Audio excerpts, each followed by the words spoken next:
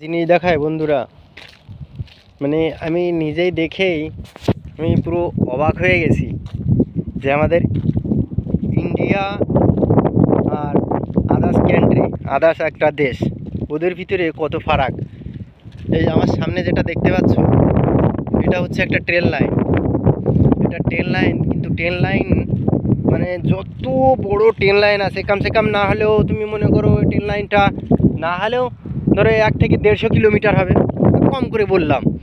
তা ট্রেন লাইনটা পুরো এরকম তার কাটা দিয়ে ঘিরা, দুই সাইড দিয়ে দেখতে পাচ্ছ, এই যে তার কাটা দিয়ে ঘিরা। আর এখানে দেখো কি লিখেছে, দেখো। আর আমাদের ইন্ডিয়ায় ট্রেন লাইন আছে, ইন্ডিয়ায় ট্রেন লাইনের পরে মানে পাবলিকে পায়খানা করে, ঠিক আছে।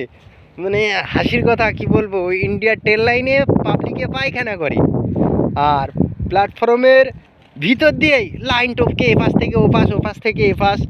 পুলিশে মানা করছে যে এই যাস না যাস না, কোনো ব্যাপার না, কোনো অ্যালাউ নেই, দৌড়িয়ে চলে যাচ্ছে। আর এখানে দেখো এরকম কমসে কম না হলে 3 থেকে 400 কিলোমিটার এরকম ব্যারিকেড দিয়ে ঘিরা এই ট্রেন লাইনটা, একটা মানুষ যেতে পারবে না। আর যদি যায় তাহলে কত টাকা ফাইন জানো? চলো দেখাচ্ছি, আগে চলো দেখাচ্ছি। দেখো চলে এসছি, এটা একটু ভালো করে পড়ো, একটু সবাই একটু ভালো করে পড়ো বন্ধুরা। দেখো কি লেখা আছে। কথা ইজ কথা, এই যা লেখা আছে এ কোনো নড়চড় হবে না। এটা হচ্ছে দুবাইয়ের রেলওয়ে, হ্যাঁ।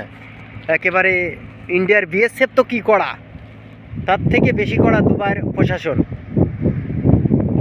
এটা যদি 5000 কিলোমিটারও হয় তা এরকম দুই পাশে তার কাটা দিয়ে ঘিরা, মানে এরকম সেফটি। তুমি টপকাবে, টপকানোর ক্ষমতাই নেই। আর আমাদের ইন্ডিয়ায় সব পায়খানা করে রেলওয়ে মানে পার্টির উপরে, আর এখানে তো টপকে যেতেই পারবা না, এরকম অবস্থা এখানে।